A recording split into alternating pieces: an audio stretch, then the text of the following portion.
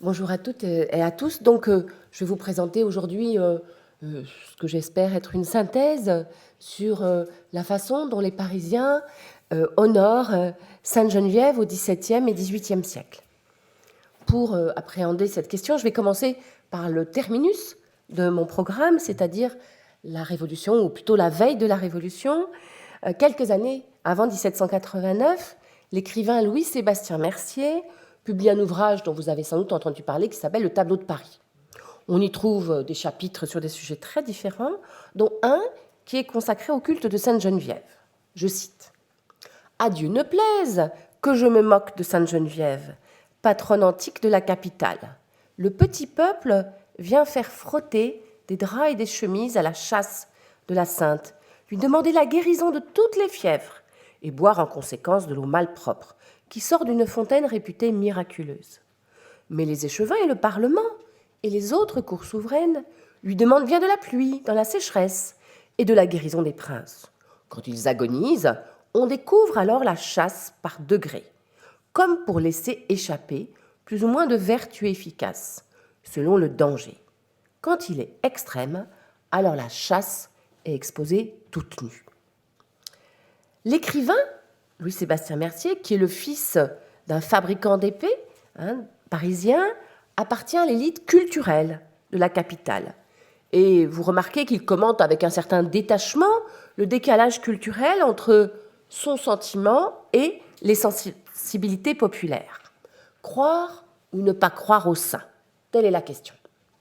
Mercier, qui est catholique par son baptême, est sans doute athée ou déiste. N'y croit pas. Pas plus que les protestants.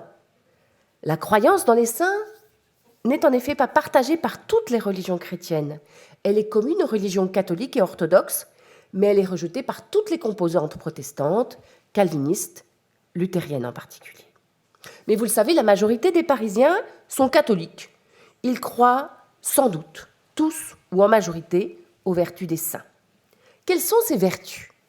Les saints ont une fonction d'intercesseur céleste, c'est-à-dire d'intermédiaire entre Dieu et les hommes. Dans la géographie du ciel, vous savez qu'il y a la Trinité, les saints.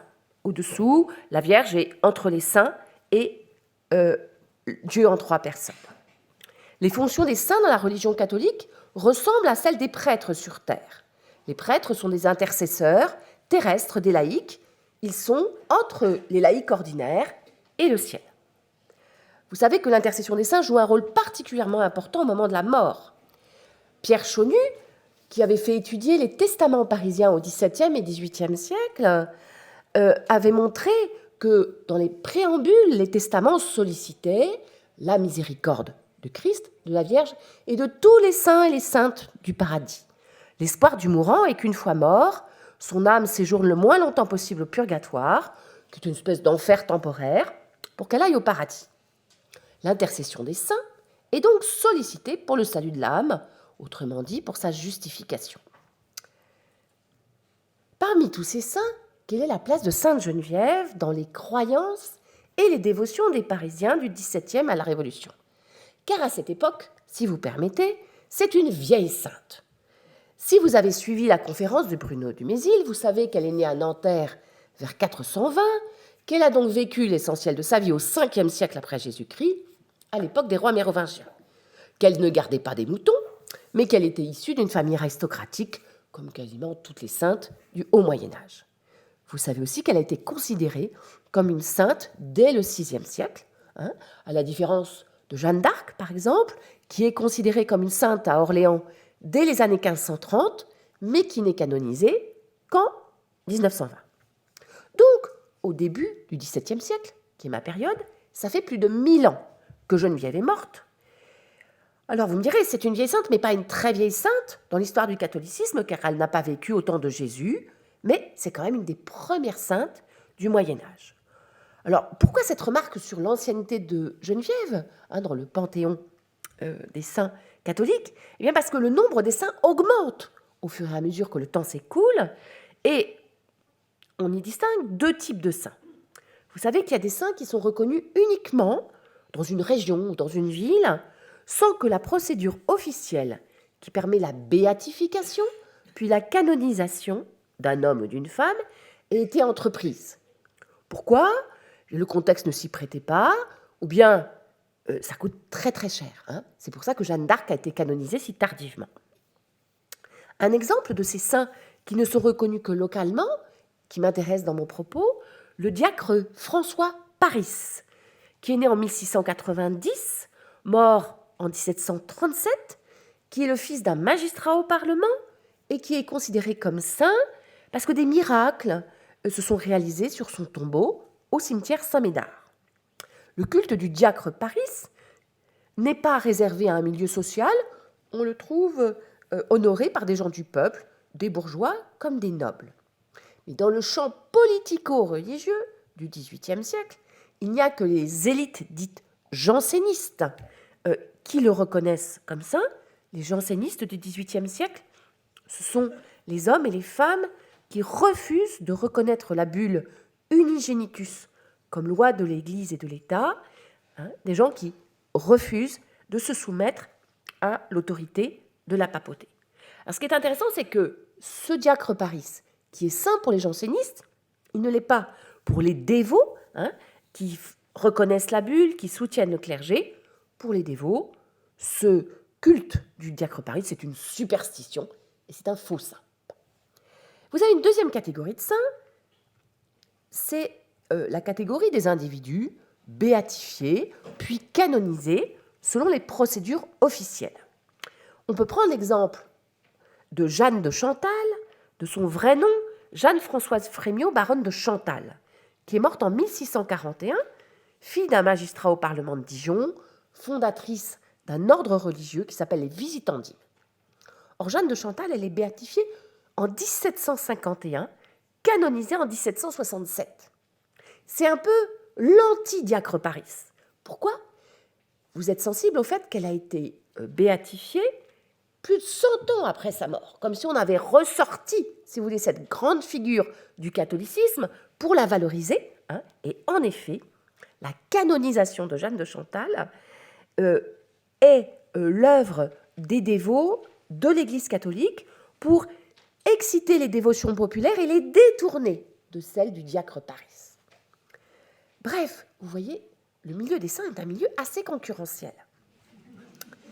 Et de facto, si on se place du côté des Parisiens, ils ont le choix entre des saints anciens, des saints nouveaux, des saints extérieurs au débat théologique et politique, et des saints qui sont vraiment marqués idéologiquement.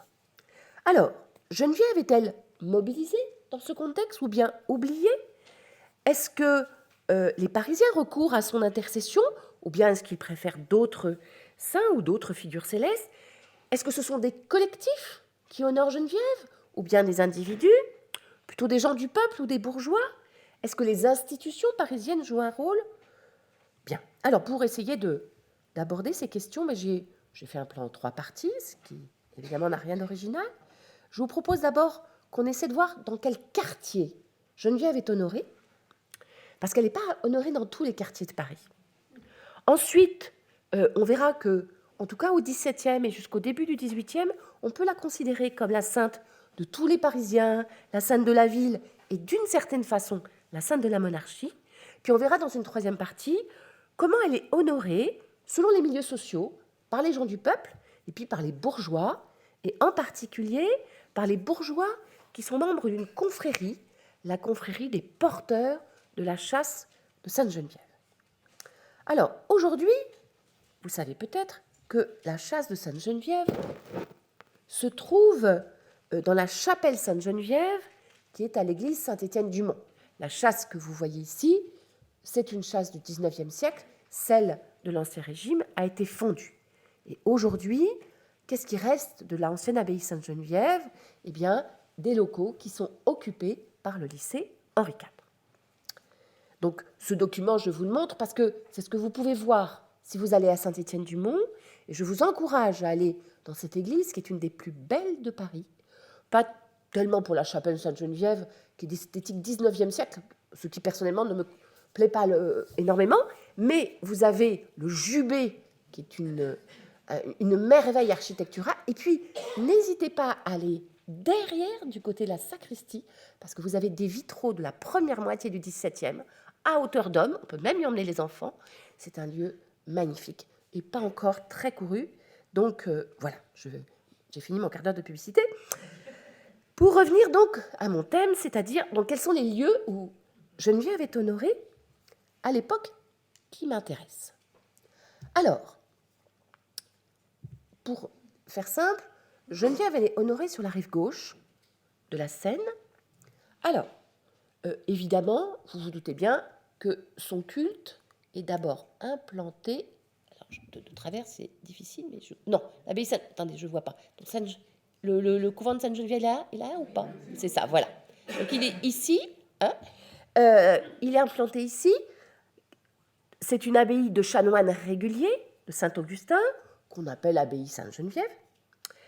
Abbaye qui est implantée au-dessus du tombeau de la Sainte.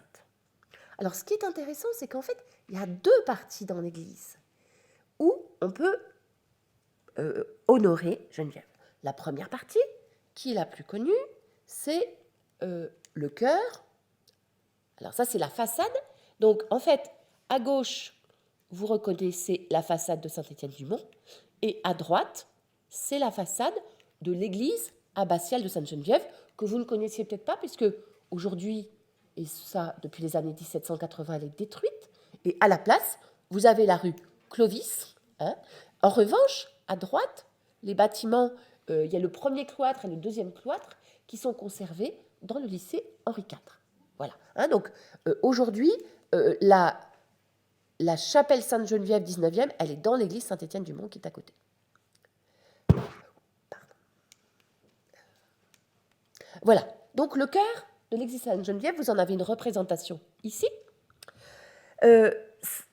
J'emprunterai ma description à un guide de tourisme de 1787, l'Almanach du voyageur de Thierry, qui nous dit que dans ce chœur, il y a le tombeau de Clovis, le premier roi chrétien, mais aussi le corps de Sainte-Geneviève dans une châsse de vermeil doré et d'un travail gothique couverte de pierreries dues aux pieuses libéralités de nos rois et de nos reines.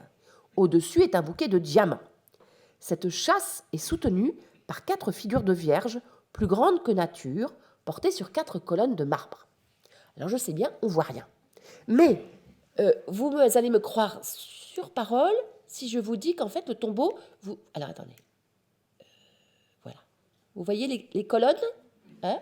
La châsse, elle est là. Elle est donc très très surélevée, hein, par rapport au sol de l'église. C'est important par rapport aux pratiques populaires que j'évoquerai tout à l'heure. On ne peut pas, avec la main, en tendant la main, toucher la châsse. Elle est hors d'atteinte.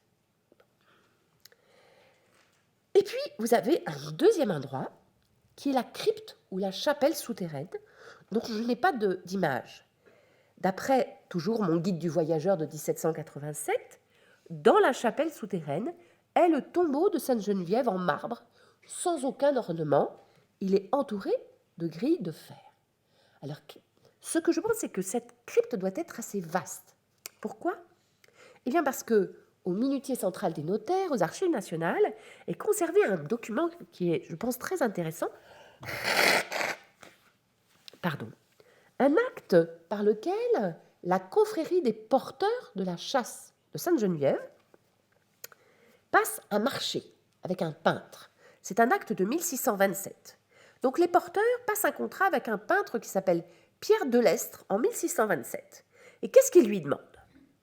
Je cite, de peindre d'ici 2 mois la voûte de leur chapelle dans la cave de l'église de Sainte-Geneviève au tombeau de la Sainte, moyennant 180 livres. 30 au comptant, le reste au fur et à mesure des travaux. Ils sont prudents. On peindra 6 des 9 arcades de figures de plate peinture à l'huile de bonne et fine couleur.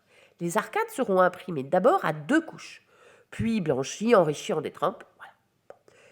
On blanchira et enrichira les jouets. Les lambris et clôtures de bois seront peints à l'huile, couleur bois. Ici, donc, vous avez un témoignage de l'aménagement dans cette crypte, qui doit être assez grande, de la partie qui est occupée par les confrères pour le culte qu'ils rendent, hein, à titre collectif à à la Sainte. Voilà, donc ça c'est le premier endroit. Le deuxième endroit sur lequel je vais revenir, c'est la petite église Sainte-Geneviève des Ardents, qui est juste là. Vous voyez, vous avez le petit pont et puis ici une petite église. Alors, voilà, le détail de l'endroit où se trouve Sainte-Geneviève des Ardents sur ce plan, et je crois que je ne vous ai pas montré le bon côté, pardon. Voilà, où elle se trouve. Je suis désolée, comme je vois de côté, c'est pas très pratique. Voilà, non, je suis allée trop loin. Voilà, donc vous voyez de profil cette petite église de la Cité. Vous savez que l'île de la Cité est occupée par un nombre d'églises paroissiales qui nous semble un peu extravagant, mais n'oubliez pas que le Paris de cette époque a des maisons qui ont 5 étages, comme les nôtres aujourd'hui. Donc, vous avez des paroisses qui nous semblent toutes petites, et vous avez 2000 habitants, sans problème. Voilà, donc ça fait partie des paroisses qui seront bien sûr supprimées dans les années 1780.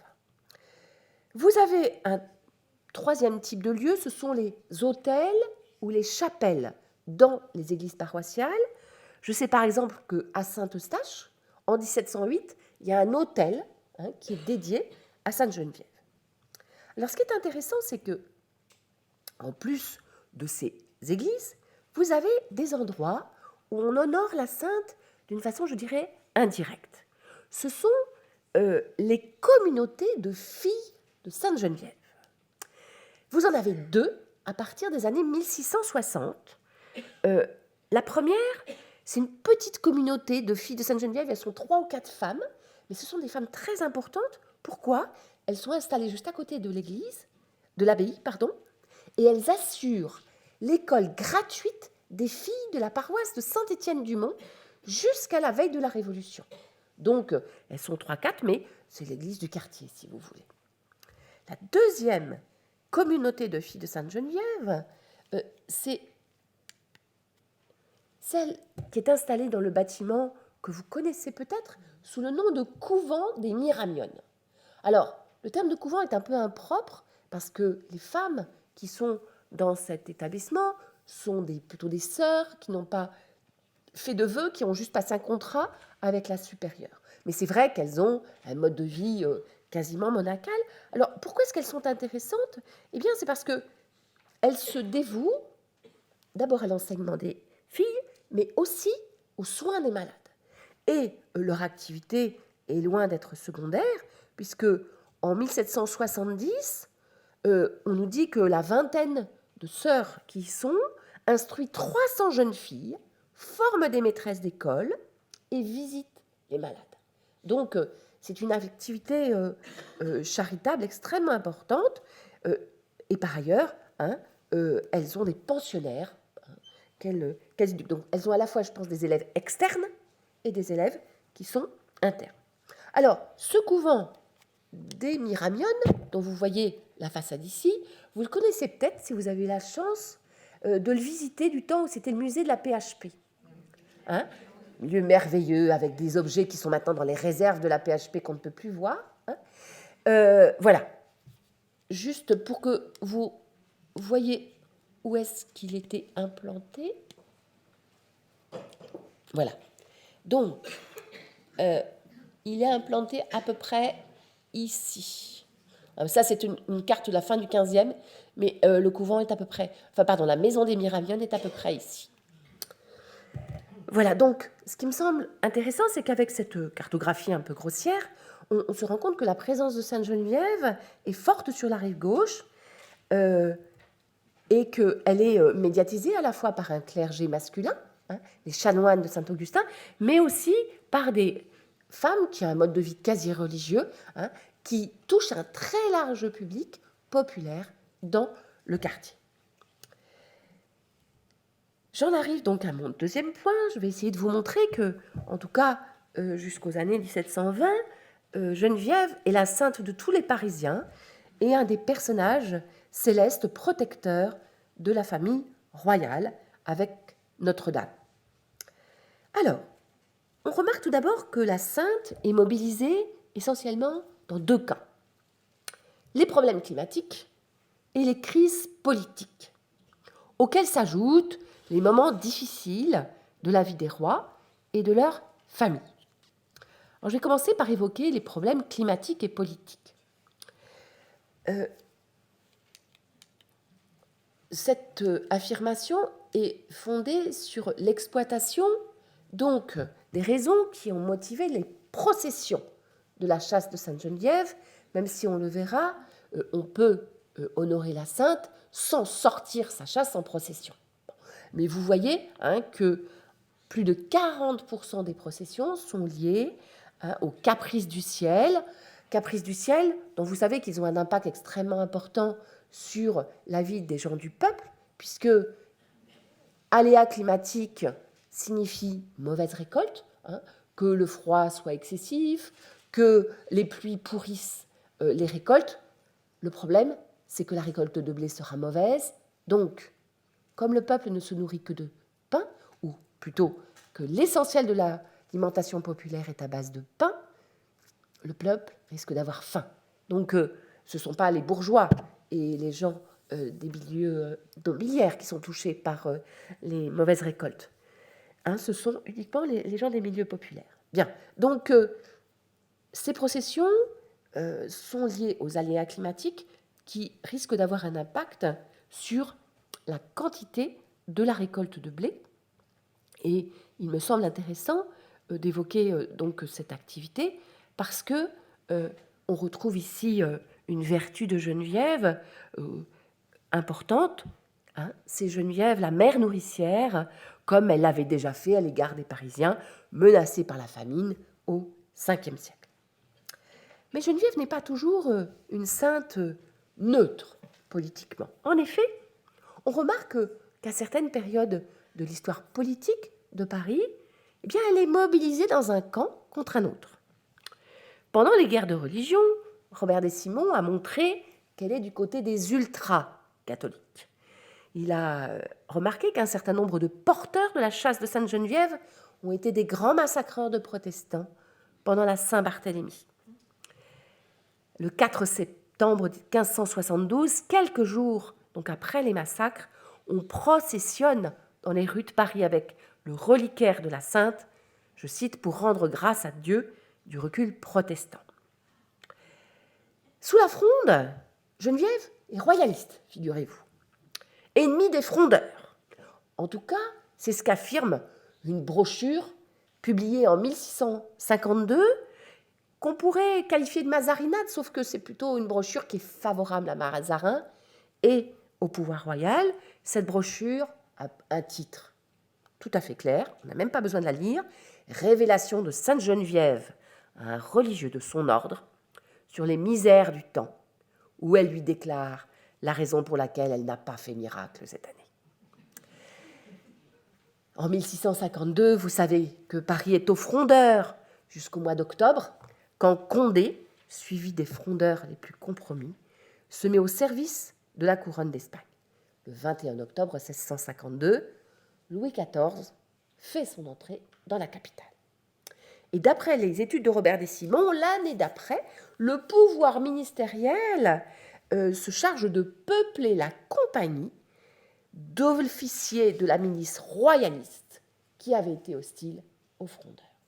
Donc, il y a même aussi manifestement une action du gouvernement pour augmenter le nombre des officiers favorables à la royauté. On retrouve la même chose à l'hôtel de ville. Le roi refuse que certains frondeurs deviennent échevins et au contraire, la monarchie encourage l'accès à l'hôtel de ville de gens qui s'étaient déclarés en sa faveur pendant la guerre civile.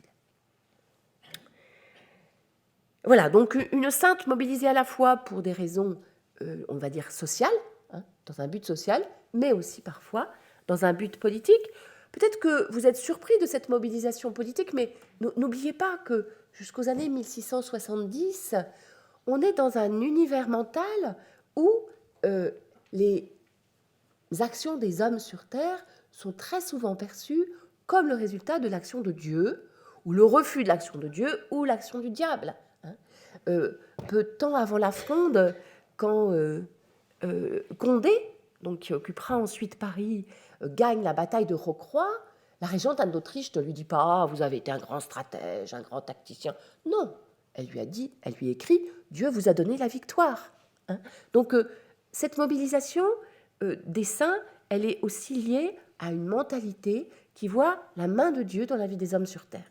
Vous savez qu'à partir des années 1680, cette idée que la vie des hommes est écrite là-haut et choisie là-haut devient une idée beaucoup moins répandue, et elle explique un certain nombre de mutations. Geneviève est aussi mobilisée de nombreuses façons, et c'est la deuxième chose que je voudrais étudier avec vous. Comment est-elle mobilisée? Alors, d'abord, il y a des actions spontanées des fidèles. Le témoignage de l'avocat Maret, en 1725, parle de processions spontanées des hommes et des femmes à Sainte-Geneviève, bien avant la procession officielle organisée au mois de juillet. Et on retrouve des processions spontanées avant la Révolution.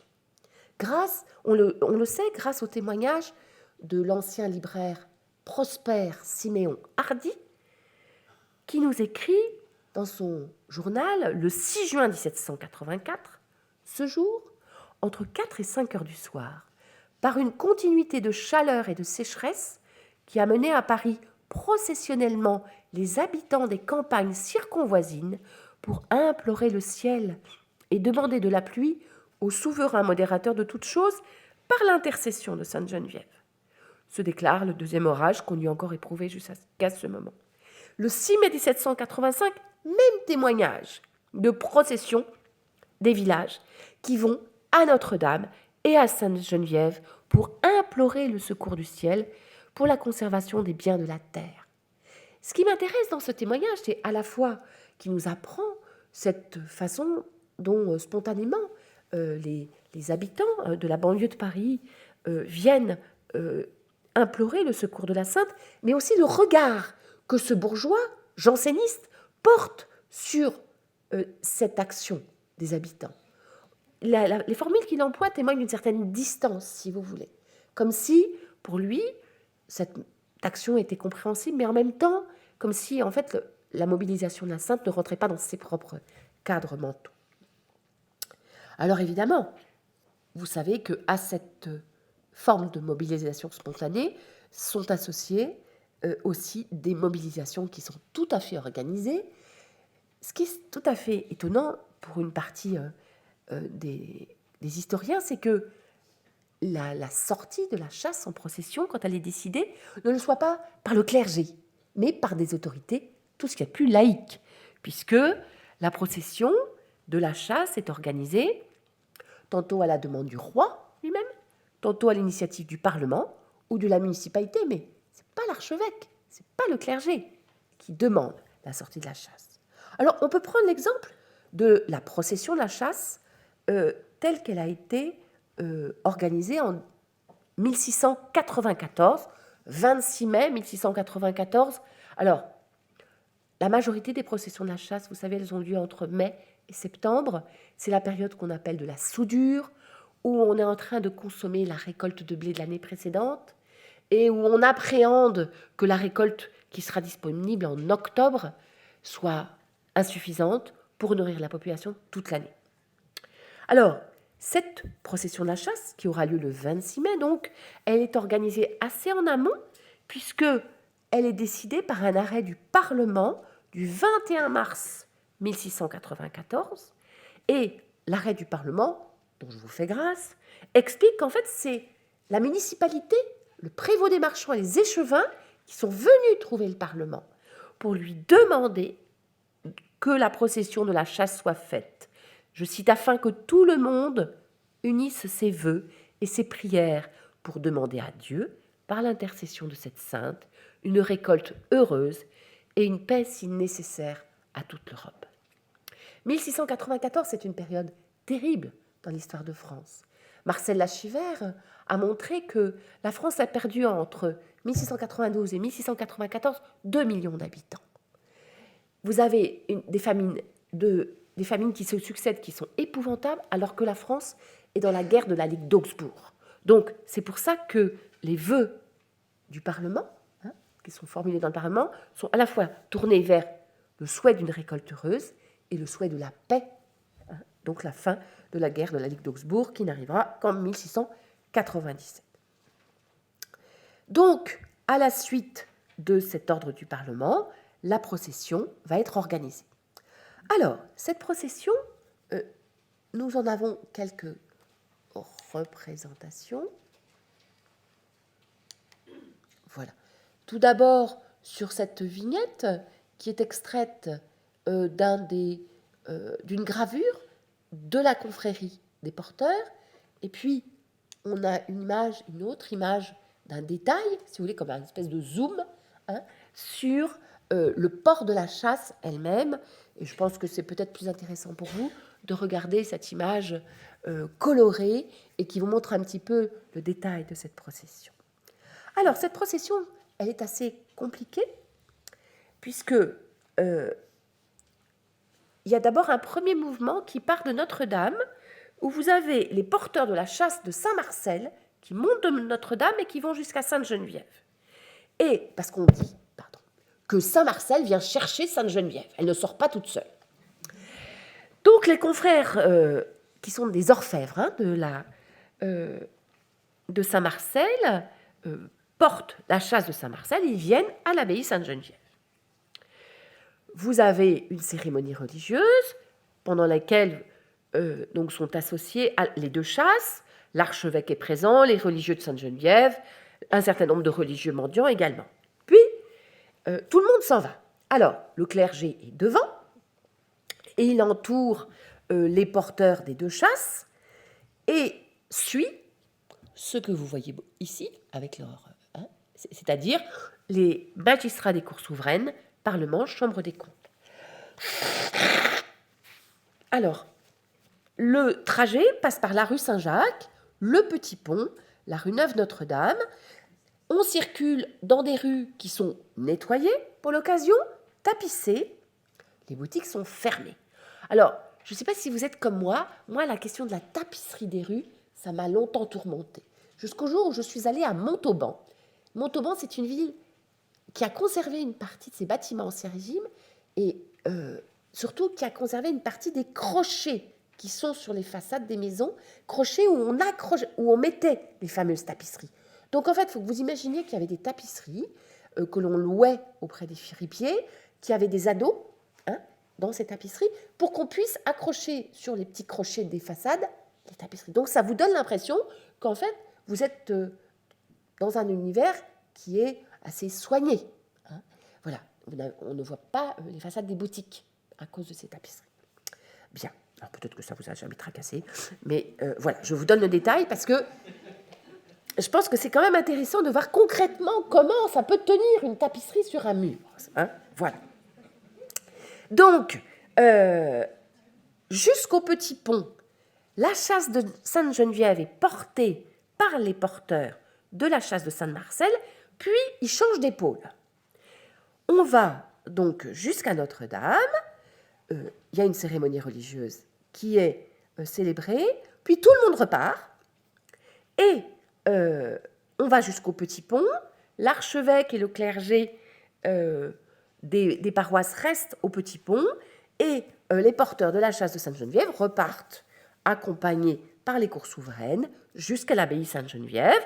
On remet la chasse à sa place, et la chasse reste découverte pendant 8 jours pour qu'elle puisse être honorée par les fidèles.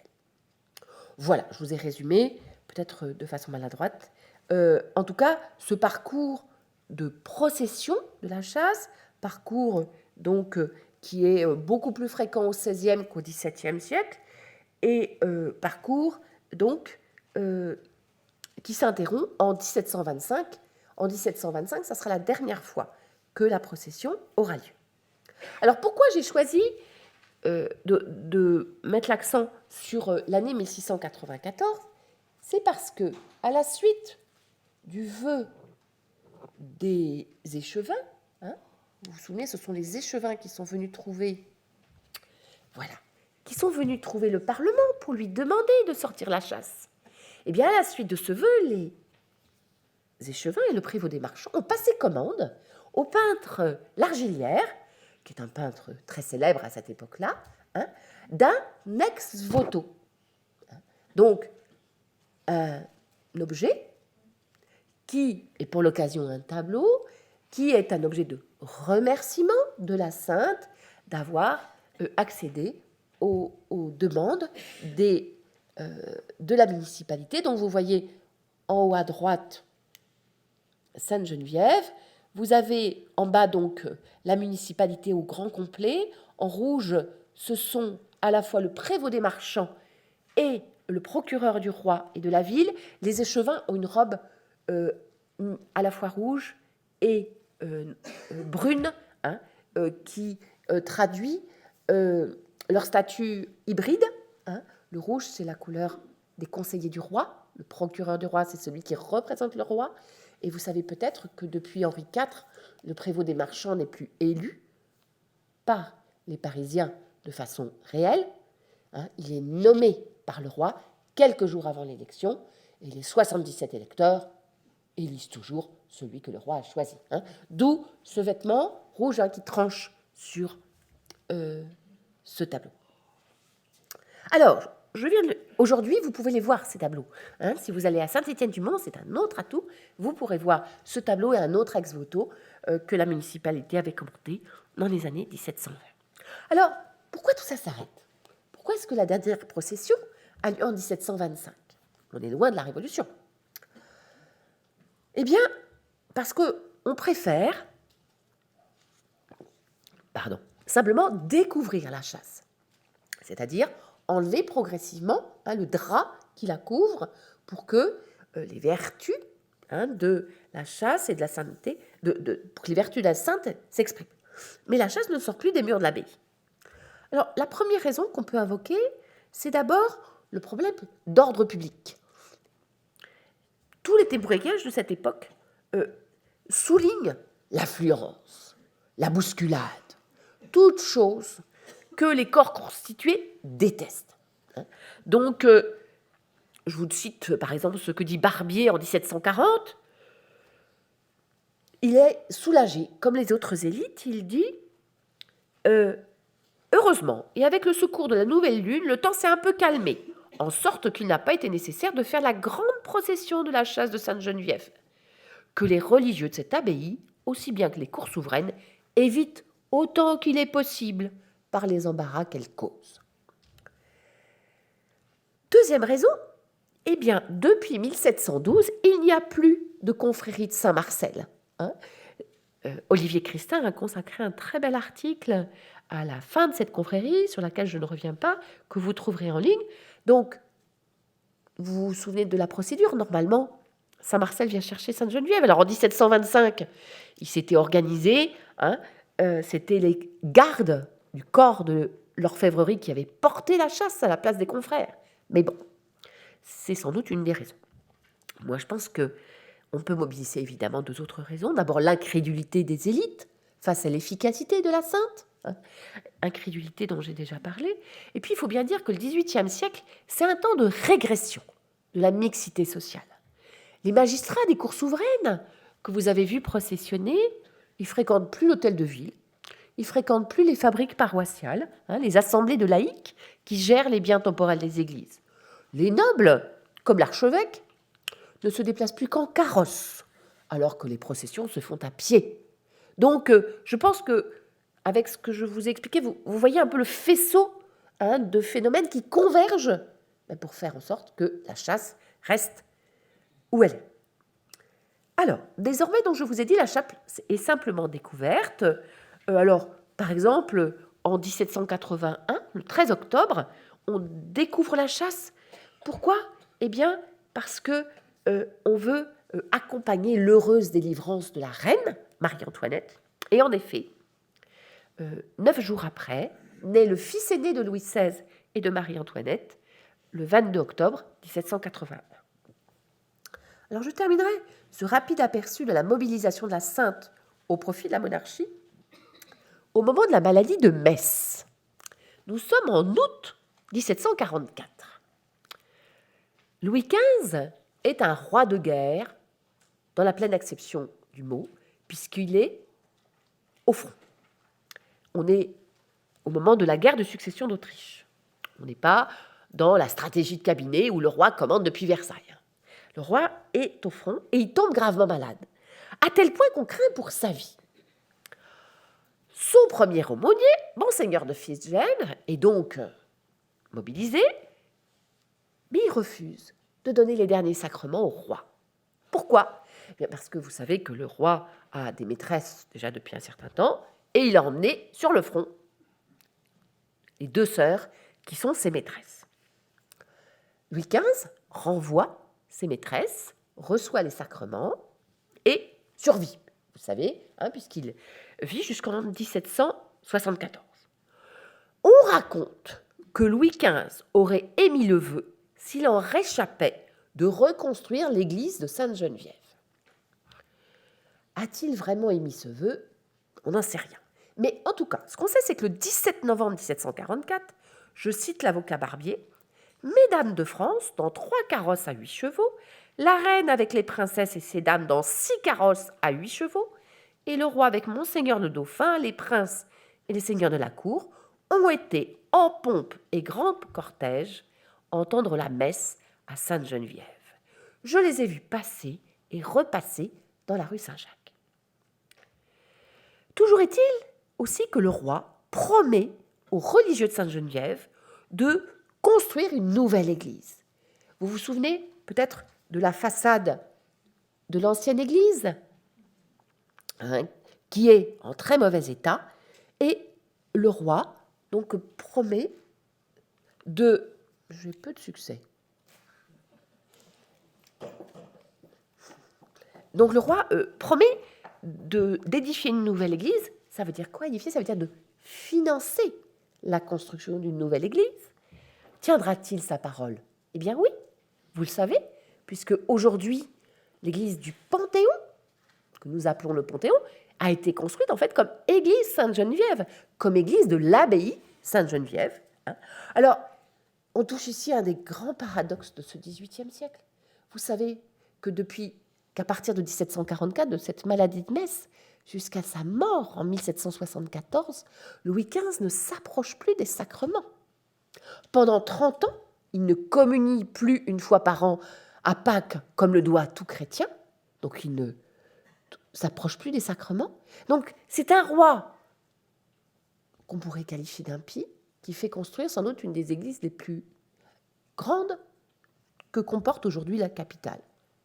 Bon, en tout cas, je pense que c'est intéressant de voir que, en tout cas dans l'imaginaire politique des années 1740, Sainte-Geneviève est aussi fortement associée à la monarchie.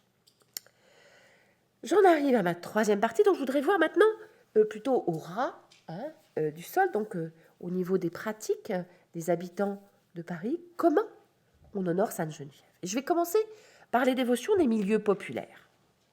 La sainte est en effet implorée par les gens du peuple qui lui demandent guérison et protection. Dans les années 1730, on a un joli témoignage dans une brochure polémique d'une ouvrière en linge qui dit « Moi, quand je suis malade, je vais à Sainte-Geneviève ». Vous avez une autre petite brochure polémique où vous avez une ouvrière qui est malade, elle dit « Oh, je vais aller à Sainte-Geneviève » et ses copines lui disent « Non, non, non, non, viens avec nous au Diacre Paris, ça sera plus efficace ». Alors, qu'est-ce qui est intéressant dans cette histoire ? Eh bien, c'est le fait que on a en effet là des pratiques qui sont spécifiquement populaires, qui sont aussi attestées par l'écrivain Louis-Sébastien Mercier dont j'ai parlé en introduction. C'est le texte qui est au tableau, que je vous lis. « J'ai vu une femme présenter 3 chemises au robuste Irlandais qui, au moyen d'une longue et pesante gaule, atteint à la chasse de la Sainte, très exaucée. » Donc vous avez compris la scène, vous avez un type qui est assez costaud, qui est embauché par les religieux pour porter une perche très haute, au bout de laquelle il met les chemises que lui donnent les gens des milieux populaires pour qu'elles soient frottées contre la chasse de la Sainte. Les chemises ayant suffisamment frotté les parois de la chasse redescendirent. Mais la femme soutint que la chemise du milieu, n'ayant point touché la chasse, n'avait pu recevoir la vertu miraculeuse. Elle obligea l'Irlandais à reporter séparément la chemise du milieu au bout de la gaule. Pour cette fois, le frottement fut complet. Et la femme satisfaite. Elle s'avisa de jeter son argent dans un tronc voisin. L'Irlandais soutint que cet argent devait être mis dans un plat et non dans un tronc. Il parut regretter la double peine qu'il avait prise. La femme emporta ses chemises sans s'embarrasser de ses murmures, et elle disait en s'en allant « Elles ont bien touché la chasse. Je m'en vante. » Ce recours au saint thaumaturge semble, à cette époque en tout cas, le propre des milieux populaires. Pourquoi ? Eh bien, quand on regarde les pratiques des bourgeois et des gens du peuple et des gens de la noblesse, on se rend compte que c'est une période où le recours aux médecins et aux pharmaciens se développe énormément. Les inventaires après décès, qui sont établis après la mort d'un certain nombre de Parisiens, portent dans ces milieux bourgeois et nobiliaires toujours des dépenses. Le médecin, l'apothicaire. Ça coûte combien d'aller voir le médecin ou de faire venir le médecin? Ça coûte 3 livres. 3 livres, ça vous dit rien. Il faut rapporter ça au salaire journalier d'un ouvrier. Un ouvrier à Paris, en gros, il gagne 1 livre par jour. Donc 3 livres, c'est beaucoup trop cher. Alors, ça ne veut pas dire qu'il n'y a pas que les gens du peuple n'ont pas accès à la médecine, à la pharmacopée. Vous vous souvenez des filles de Sainte-Geneviève, du quai des Miramiones? Elles pratiquent la médecine de charité. Les paroisses ont aussi des médecins de charité.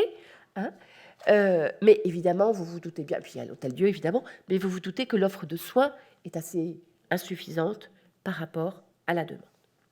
Le témoignage de Mercier est aussi intéressant parce que, après avoir évoqué cette demande populaire auprès de la sainte thaumaturge, il évoque aussi des pratiques qu'on peut trouver encore parfois dans certaines églises. Curieux ensuite, je cite Mercier, curieux ensuite de lire des billets écrits à la main et appliqués aux colonnes voisines. Je m'en approchai et je lus. On recommande à vos prières une jeune femme environnée de séducteurs et prête à succomber.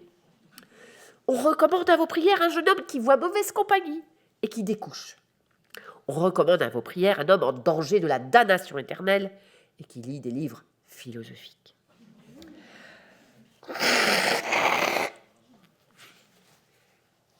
Ces gestes de dévotion modestes ont-ils été suivis de la demande, d'un ex voto, si jamais les vœux ont été réalisés? On ne sait pas, parce que vous savez, parce qu'à la Révolution, évidemment, l'Église a été réaménagée, et puis écrire un petit bout de papier, ça coûte rien, alors que passer commande d'un ex voto, même modeste, une petite plaque à mettre dans un endroit de l'Église, ça représente aussi un coût. Mais en tout cas, je pense que c'est intéressant de voir comme la sainte est mobilisée par les gens du peuple à ce moment-là.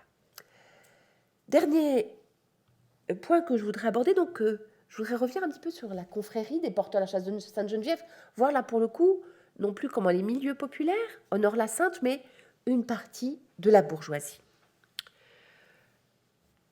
Les confrères de la chasse de Sainte-Geneviève sont 40.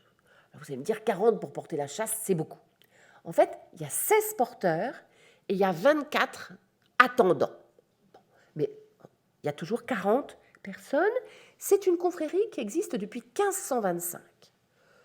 Donc depuis le XVIe siècle, avant 1525, la chasse sortait manifestement, mais elle était portée par les chanoines. Et en 1525, ce sont des artisans et des petits marchands du quartier de Sainte-Geneviève qui s'approprient cette fonction pour répondre à une revendication de sacrer. La sainteté des reliques de la sainte se communique à la chasse et par le contact avec la chasse aux porteurs. Au XVIIe siècle, cette chasse devient une confrérie composée uniquement de marchands issus des corps de métier les plus estimés de la ville, des drapiers, des merciers, ce qu'on appelle les 6 corps. En même temps, Robert Dessimon et moi-même, on a fait des calculs, il n'y a qu'une petite partie de ces confrères qui accèdent à l'échevinage ou qui deviennent consuls, qui deviennent ce qu'on appelle des notables importants. Donc, Si on devait les situer dans l'échelle de la bourgeoisie parisienne, ce sont des bons bourgeois, mais on n'est pas du tout dans l'élite de la notabilité, dans l'élite de la bourgeoisie, on est un cran au-dessous, si vous voulez. Sur le plan spirituel, au XVIIIe siècle, la confrérie recrute dans des milieux très différents. Autrement dit, on y trouve évidemment des jansénistes. 3 confrères ont attesté publiquement des miracles du diacre Paris. 2 libraires et un bonnetier, Jean-Guy, cher à Nicolas Lioncan. Jean-Guy est connu aussi pour avoir été incarcéré à la Bastille en 1742 parce qu'il avait osé tenir tête au lieutenant général de police, et il est libéré grâce à l'intervention de son curé et de l'abbesse de Chelles, grande janséniste. Mais on trouve aussi des gens qui appartiennent à des familles non seulement pieuses, mais cléricales, dans un siècle où l'anticléricalisme est particulièrement virulent. On peut prendre 2 exemples. La famille Sauvage a plusieurs membres plusieurs de ses membres comme confrères. Or, dans cette famille, vous avez un provincial des Capucins qui s'appelle Dominique François Sauvage et qui fait même publier l'interrogatoire d'une ouvrière pour prouver la fausseté des miracles du diacre Paris. Dans cette confrérie, on trouve aussi le marchand mercier et échevin Cochin, dont le fils est curé de Saint-Jacques du Haut-Pas. En revanche, on ne trouve, au XVIIIe, aucun fils ou frère de confrère qui soit jésuite. Les jésuites sont vraiment les plus anti-jansénistes dans la configuration de cette époque-là, mais il n'y a aucun jésuite. Quand nous avons travaillé avec Robert sur ces porteurs, on s'est demandé aussi s'il n'y avait pas un certain nombre de frères ou de fils de porteurs de la chasse qui étaient chanoines de Sainte-Geneviève, puisque vous vous souvenez, la chapelle de la confrérie est dans la cave, les chanoines sont au-dessus, et au début, on a été surpris d'en trouver peu. Et on a eu beau refaire nos comptes dans tous les sens, il y en a très peu, et en fait, c'est assez compréhensible vu la façon dont les marchands de cette époque-là conçoivent leur rapport au clergé. Les marchands de cette époque-là sont des gens qui sont profondément enracinés dans la ville et dans leur quartier. Quand ils ont un fils qui est prêtre, ils n'ont pas du tout envie qu'il soit à 15 km ou à 300 km. Ce dont ils ont envie, c'est qu'il soit prêtre de leur paroisse ou d'une paroisse voisine. Or, quand vous êtes chanoine de Sainte-Geneviève, vous êtes affecté dans ce qu'on appelle un prieuré cure. Et ces prieurés cures, il y en a dans toute la France. Je peux vous citer l'exemple de l'abbé Aubin de la Foreste, qui est curé de Voutezac. Voutezac, c'est en Corrèze, 460 km de Paris. Pourquoi je vous cite ce chanoine ? Eh bien, parce que sa maman, la veuve d'un marchand mercier, meurt auprès de lui en 1761. Mais d'habitude, on préfère mourir près de son fils, qui est un curé d'une paroisse parisienne ou d'une paroisse de banlieue. Donc voilà pourquoi il y a si peu d'enfants ou de frères, confrères, qui choisissent d'être d'être chanoine de Sainte-Geneviève. Alors, pour finir, qu'est-ce qu'ils font ensemble, ces confrères, puisqu'ils ne portent pas la chasse au XVIIIe siècle ? Alors, on a de la chance parce que leurs livres de comptes sont conservés, en tout cas pour les années qui précèdent la Révolution. Et on peut même vérifier leur assiduité, puisque depuis 1685, ont été introduits des jetons de présence. Autrement dit, pour la plupart des réunions, on distribue des jetons de présence, et donc nous, on peut faire le compte de qui est présent ou pas. Et donc, c'est tout à fait étonnant, parce que jusqu'en 1790, quasiment jamais on tombe au-dessous de 35 présents aux réunions collectives. Donc, autant vous dire que ce n'est pas une appartenance simplement honorifique, mais qu'il y a une véritable mobilisation. Alors, les porteurs sont tenus d'être présents au moins 3 fois dans l'année dans la chapelle de la Compagnie. Le 28 octobre, jour de la translation des reliques de Sainte-Geneviève, le 26 novembre, jour du miracle des Ardents, et la veille du premier dimanche de l'année, aux premières vêpres de la fête. Alors, ce qui est le plus intéressant, me semble-t-il, c'est surtout qu'il y a 2 banquets par an. 2 banquets par an qui auront lieu dans l'abbaye. Alors pourquoi je vous dis que c'est le plus intéressant? Eh bien parce que si vous lisez un petit peu la littérature sur les confréries, normalement, depuis le XVIIe siècle, les évêques interdisent les banquets de confrérie qui sont soupçonnés de tourner au ripaille. Bon, eh bien là, vous avez une confrérie qui continue de banqueter dans l'abbaye jusqu'en 1790. Alors, les statuts n'ont jamais été validés par l'archevêque. Est-ce pour ça que cette pratique est maintenue? Je n'en sais rien. Et puis sinon, évidemment, vous vous doutez bien que les confrères sont tenus d'assister à l'inhumation des autres confrères, chose qu'on trouve absolument dans toutes les circonstances. Cette confrérie est-elle délaissée au XVIIIe siècle? Eh bien, il ne le semble pas. Pourquoi? Parce qu'il y a toujours de nouvelles recrues. Et rentrer dans cette confrérie à partir des années 1760, c'est pas rien. Il faut payer 600 livres. Alors, je ne sais pas si vous avez un petit peu une idée. Voilà, c'est quand même une très grosse somme quand la municipalité, en 1751, marie des gens du peuple. Je ne sais pas si vous vous souvenez de cette cérémonie qu'elle organise et qu'elle finance. Elle donne une dot à chacun des couples de milieu populaire. La dot est de 300 livres. Donc 600 livres, c'est une somme qui est tout à fait impressionnante. Manifestement, jusque dans les années 1750, c'était un don libre. Et puis, à la veille de la Révolution, eh bien, on passe du don au tarif, chose tout à fait classique. Bref, je pense que cette histoire des confrères, elle permet aussi de revenir un petit peu sur le thème de la déchristianisation de Paris.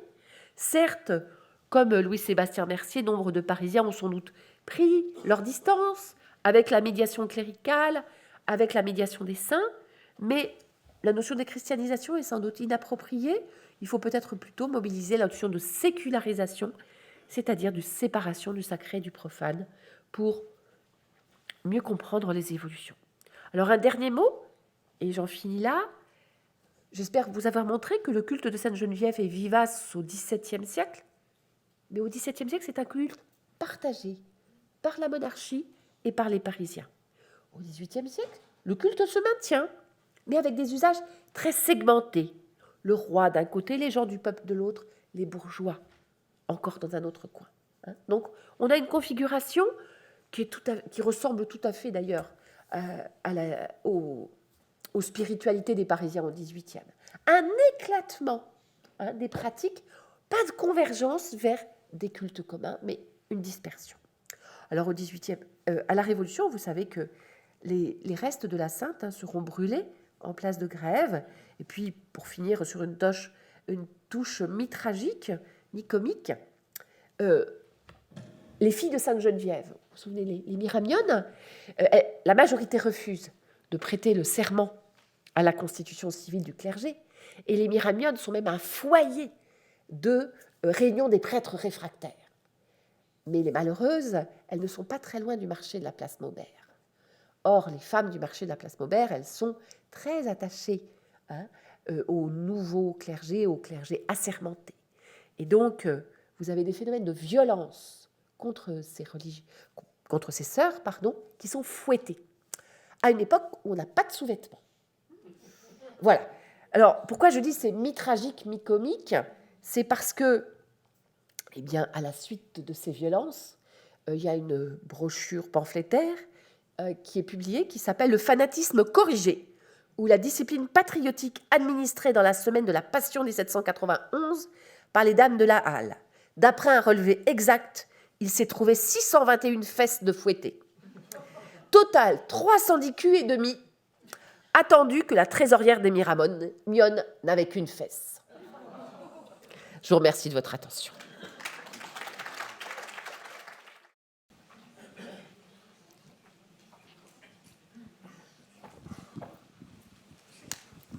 Une petite question concernant le tombeau. Vous avez parlé du tombeau et vous avez parlé de la chasse. Qu'est-ce qui différencie le tombeau de la chasse en termes d'os peut-être, je ne sais pas, à l'époque. Eh bien, vous posez une question que je me suis posée, j'ai cherché. Alors, je ne savais pas d'ailleurs, avant de préparer cet exposé, qu'il y avait encore dans la crypte de Sainte-Geneviève un tombeau accessible, visible. Et donc, je ne sais pas ce qui différencie en termes de contenu les deux. Ah, Michel a peut-être une réponse. Formidable. C'est un peu par abus de langage qu'on parle de chasse pour ce que vous nous avez montré. Ah, voilà. Mais de toute façon, il y a plus rien. c'est écrit partout. Donc, on parle de... En fait, ça, c'est le tombeau. C'est le tombeau, c'est-à-dire que quand, en 1807, on a démoli et qu'on a trouvé les sarcophages dans la crypte de l'église qui est donc à l'emplacement de la rue Clovis actuelle, on a extrait ce tombeau qui est là, qui est un sarcophage mérovingien, comme il y en a des milliers. Et en 1850 à peu près, on a construit autour cette partie métallique qu'on a vue, qui constitue alors une châsse, si on veut, mais une châsse qui contient le tombeau. Alors que la châsse elle-même, c'est ce que vous nous avez montré sur l'autel, qui a été brûlé en place de Grève en 1792 et qui est dispersé. Et puis, à la Restauration, on a retrouvé des reliques. Il y en avait à Sainte-Geneviève-des-Bois, il y en avait qui avaient été distribuées. On les a rassemblées et on a fabriqué une nouvelle châsse. Et aujourd'hui, il y en a même deux. Il y en a une à Saint-Étienne-du-Mont. C'est celle qu'on porte, qui a été portée cette année encore par les porteurs de la chasse, pour les processions qui se rendent à Notre-Dame. Et il y en a une autre qui est à Notre-Dame, qui actuellement est inaccessible parce mais elle a été sauvegardée dans l'incendie. Voilà. Mais la chasse proprement dit, en latin, c'est la caisse. Une caisse ou une chasse, c'est la même chose. C'est un coffret contenant des reliques et que l'on peut porter, que l'on peut transporter.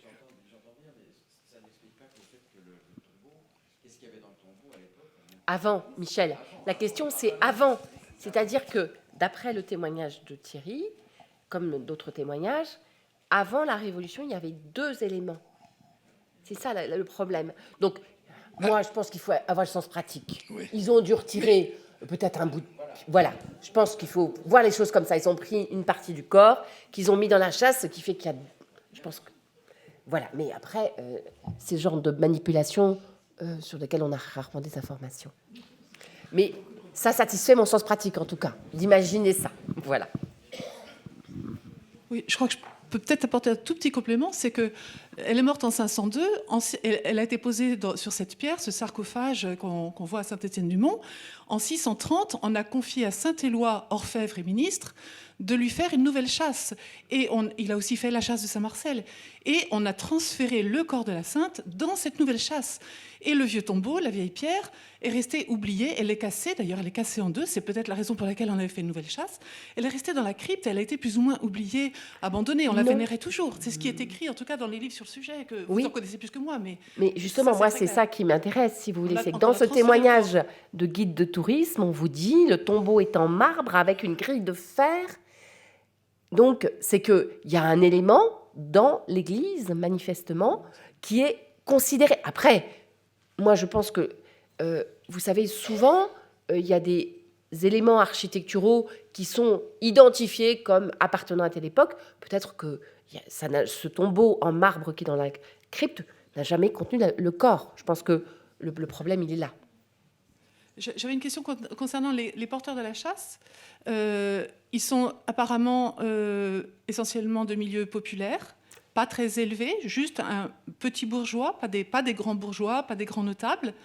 Est-ce que vous avez des éléments au XVIIIe siècle pour dire quelle était la fréquentation ou l'appartenance de ces hommes à la franc-maçonnerie qui était tellement répandue au XVIIIe siècle et à laquelle appartenaient nombre de chanoines de l'abbaye de Sainte-Geneviève, dont la vie religieuse d'ailleurs était très relâchée. Le supérieur lui-même était aux dignitaires de la franc-maçonnerie. Est-ce que vous savez si vous avez connaissance d'études dans ce domaine sur les porteurs de la chasse, si vous n'avez peut-être pas d'éléments? Si, parce que en fait, avec mon collègue Nicolas Yoncan, on a essayé de faire des listes de mariés des paroisses, des confrères, et on a croisé ça avec les listes de francs-maçons.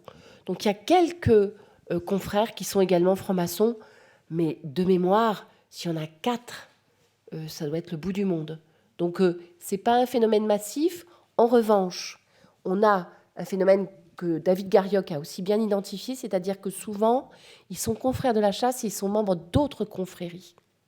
Par exemple, Notre-Dame aux Bourgeois ou administrateur de la confrérie de la Vierge, par exemple, je pense. Hein. Donc, on est plutôt sur un modèle traditionnel de pluriappartenance confraternelle que sur un phénomène d'appartenance à la confrérie et à la franc-maçonnerie. Voilà. Bonjour. Est-ce que vous pouvez nous expliciter pour quelles raisons Louis XV ne s'approche plus des Saints-Sacrements, vous avez dit pendant une trentaine d'années, oui. Et pour élargir un peu le thème d'aujourd'hui, si vous pouvez, de quand date l'adoration des reliques dans le christianisme? Est-ce qu'il y aurait éventuellement une origine païenne là-dedans? Alors, je vais me contenter de répondre à la première question et peut-être que Michel, pour la deuxième, je vous remercie. Pardon, je me souviens plus de la première question. Louis XV. Alors en fait, si vous voulez, cette histoire des sacrements, Louis XV est un homme d'un tempérament très différent de Louis XIV. Il y a un passage du journal de la princesse Palatine, non, de la correspondance de la princesse Palatine.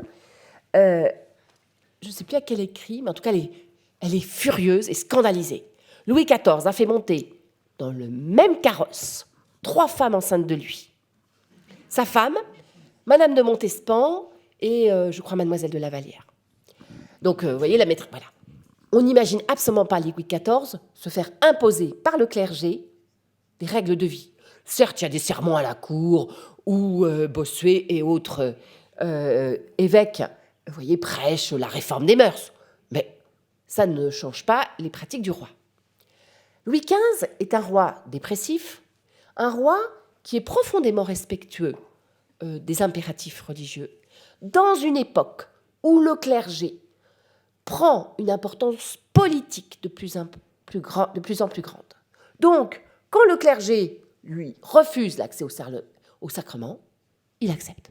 Et pourquoi est-ce qu'il ne touche plus les sacrements? Eh bien, c'est parce qu'il est en état de péché et qu'on lui demande de renoncer à sa vie que ses enfants et son épouse qualifient de débauche. Mais vous savez très bien que jusqu'à la fin de sa vie, Louis XV a des maîtresses. Je passe sur le parc aux Cerfs juste pour évoquer Madame du Barry, qui est la dernière maîtresse en titre, une magnifique jeune femme de 20 ans, issue d'un milieu qui n'a rien à voir avec les maîtresses du roi. Donc, si vous voulez, il y a le fait que le roi ait des maîtresses, mais ça, je dirais que c'est traditionnel. Le problème, c'est que le roi a des maîtresses issues de milieux sociaux qui sont totalement extérieures à la cour et même à la noblesse. Encore les demoiselles de Nesle, là, qui sont ses maîtresses en 1744, et elles sont issues de la noblesse déclassée, appauvrie, mais c'est la noblesse.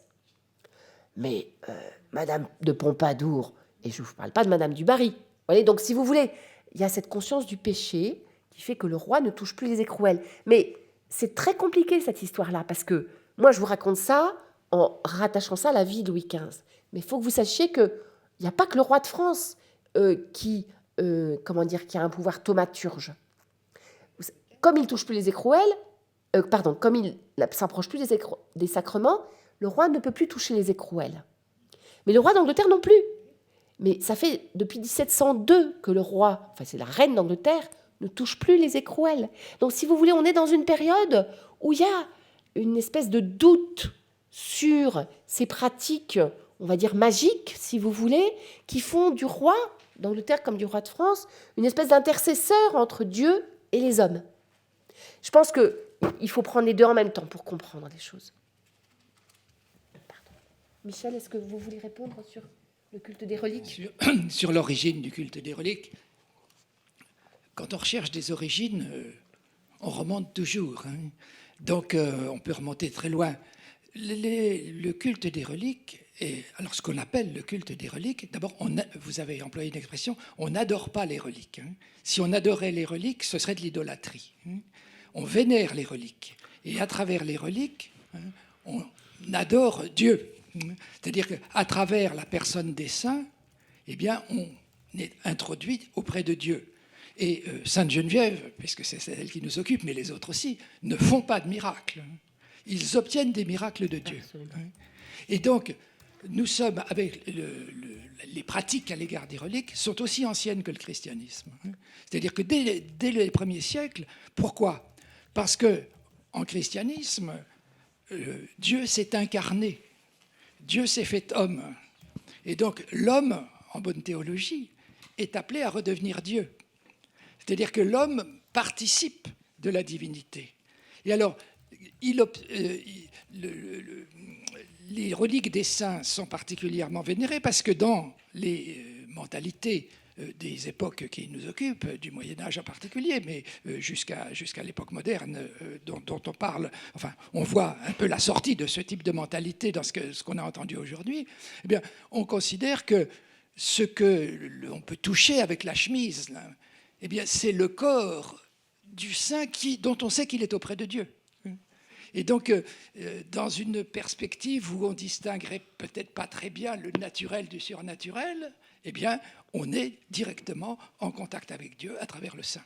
Et donc, ces pratiques-là sont aussi anciennes que le christianisme, et ce n'est pas la peine de les rattacher à un paganisme quelconque. Enfin, je veux dire, dans toutes les religions, anthropologiquement, pour employer un grand mot, il y a toujours ces contacts entre ce monde et l'autre monde qui passent par le contact avec des objets, avec des corps, avec des poussières, avec de l'eau, avec des montagnes, etc., avec des arbres, etc.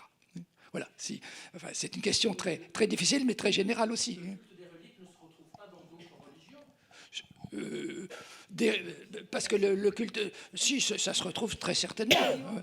Si, certainement. Enfin, je m'avance un peu, mais je pense que oui. Hein. Merci Michel. Oui, dans les cultes africains, il y a tous les yo-yo, il y a tous les objets intermédiaires. Il y a quand même beaucoup de cultes, différentes catégories, les Indiens aussi. Enfin, moi, c'était pour vous poser, parce qu'au moment de la Révolution, effectivement, il y avait l'église, aujourd'hui qu'on dit le Panthéon, mais autrefois, au moment de la construction, elle devait s'appeler l'église Sainte-Geneviève. Est-ce que, au moment de la Révolution, il y avait déjà eu le transfert de la châsse ou du sarcophage, et on dit aussi que les révolutionnaires ont pris le cœur de Sainte-Geneviève et l'ont lancé donc dans la Seine au niveau d'un pont.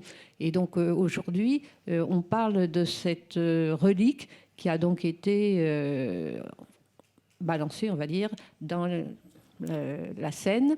Et du coup, au moment de la Révolution, où en était, dirons-nous, l'avancement de cette construction d'église de Sainte-Geneviève-Panthéon, et est-ce qu'il y a eu le séjour de quelque chose au niveau de son passage à cet endroit ? Alors, j'avoue que je voulais revoir les circonstances exactes dans lesquelles les reliques ont été détruites, et je n'ai pas eu le temps, donc je ne saurais pas vous répondre. Par contre, je sais que ça prend du temps, parce que le vrai problème, c'est que ce genre de sujet-là, vous avez une sédimentation d'histoires qui ne sont pas toujours faciles à sourcer. Donc, je ne saurais pas vous dire, je préfère rien vous dire. En ce qui concerne les usages de ce nouveau bâtiment, ce n'est pas très clair pour moi. Ce que j'ai compris, c'est que avant que l'église soit transformée en panthéon, manifestement, la nouvelle église a été considérée comme le centre d'une paroisse, puisqu'il y a un certain nombre d'aménagements qui ont été réalisés dans ce sens-là.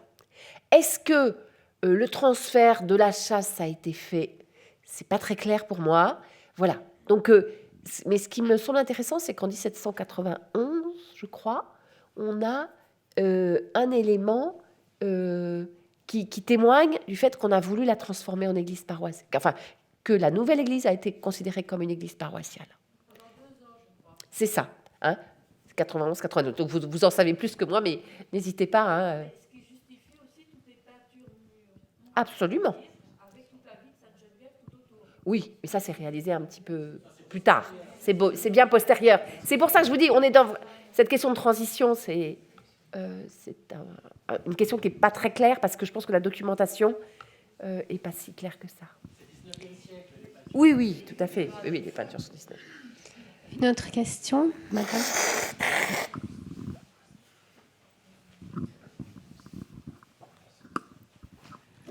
Je sais que vous êtes intéressé surtout au XVIIe et XVIIIe, mais le culte de Sainte-Geneviève, de sa mort jusqu'au XVIIe, est-ce que on a un petit peu des éléments pour savoir ce qu'il en était de sa mort, de la période du Moyen-Âge, Renaissance, etc. Ouais. Alors, peut-être que je vais passer la parole à Michel, non? Si vous savez des choses. Parce que, en fait, si vous voulez, le vrai problème, c'est d'arriver à documenter. Hein. Moi, je travaille sur une période sur laquelle il y a pas mal de documentation. Pour le XVIe siècle, à la Renaissance, vous avez dû comprendre que c'est une période très importante sur le plan spirituel. Hein. Le fait qu'en 1525, une partie des habitants du quartier récupèrent des chanoines le droit de porter la chasse, ça témoigne, je pense, de l'attachement des habitants à cette sainte dans un contexte qui est déjà de tension religieuse, hein, puisque ce qu'on appelle à l'époque le luthéranisme commence à se développer. Hein, donc je pense que, et ça Robert Desimon ne me contredirait pas à mon avis, vraiment au moment de la Renaissance, le culte de Sainte-Geneviève est un culte très vivant et l'engagement des ligueurs dans la confrérie le confirme. Pour le XVe siècle, il faudrait que je vois ma collègue Catherine Vincent qui avait lancé des études dessus, mais je ne sais pas ce que ça donnait comme résultat. Je suis désolée. Oui. En fait, le culte de Sainte-Geneviève est bien connu à l'époque dont nous parlons aujourd'hui. Pour le Moyen-Âge, bien sûr, il y a eu toutes sortes d'éléments, mais finalement, d'ailleurs, en préparant l'exposition, et vous pourrez le voir à l'exposition, si on recherche les images, les représentations, il y a finalement assez peu de représentations de Sainte-Geneviève au Moyen-Âge. Alors, ce qui est très important dans l'histoire du Moyen-Âge, et dans la mémoire de Sainte-Geneviève jusqu'à nos jours, ou à l'époque moderne, comme on vient de l'évoquer, c'est l'épisode du mal des Ardents. C'est-à-dire qu'au XIIe siècle, en 1132, grande épidémie de mal des Ardents, le coronavirus. Et que faire? Et alors, à ce moment-là, grande mobilisation parisienne des deux grands centres religieux de Paris, c'est-à-dire de l'évêque de Paris, hein, c'est pas un archevêque au Moyen-Âge, de l'évêque de Paris et de l'abbaye Sainte-Geneviève, rassemblement, ce qu'on a vu tout à l'heure dans la procession, ça date de 1132, c'est-à-dire que Saint-Marcel, évêque de Paris, est allé chercher Sainte-Geneviève. Et ils sont redescendus tous les deux ensemble. Et c'est pendant ce déplacement que des malades, alors un texte, comme tous ces textes que nous appelons hagiographiques, hein, ce dont nous a parlé Madame Isaïa dans la première conférence, qui sont des textes évidemment avec toutes sortes de formes enjolivées dans notre mentalité à nous, eh bien, ce texte nous dit qu'il y avait 103 malades le long du passage, il y en a 100 qui ont touché au passage. Non, les 103 ont touché, si je me rappelle bien, mais il y en a 3 qui n'y ont pas cru. Alors eux, ils n'ont pas été guéris, mais les 100 autres ont été guéris. Et donc, ensuite, la procession réitère cette procession du XIIe siècle pour le combat contre le mal des Ardents. Mais le culte de Sainte-Geneviève se développe surtout au XVIIe, enfin c'est à l'époque moderne, et on le verra la prochaine fois, au XIXe siècle. Hein. Ouais. On évoquait le Panthéon. Hein. L'histoire du Panthéon, enfin l'histoire de l'église Sainte-Geneviève au XIXe siècle, c'est constamment une alternance. C'est le Panthéon, c'est l'église Sainte-Geneviève, ça redevient le Panthéon. C'est finalement le Panthéon. Et quand c'est définitivement le Panthéon, enfin je pense que notre collègue nous expliquera ça la prochaine fois, en 1885, c'est les obsèques de Victor Hugo. Et désormais, c'est le Panthéon. Ce ne sera plus une église, mais c'est à ce moment-là qu'on peint les magnifiques fresques de Sainte-Geneviève, de Puvis de Chavannes, qui y sont actuellement. C'est la Troisième République qui les a fait peindre. C'est ni le Second Empire, ni la Restauration. C'est tout à fait incroyable. Est-ce qu'il y a une autre question? Alors, on reste sur cette transition vers notre prochaine conférence. Merci, Michel Saut.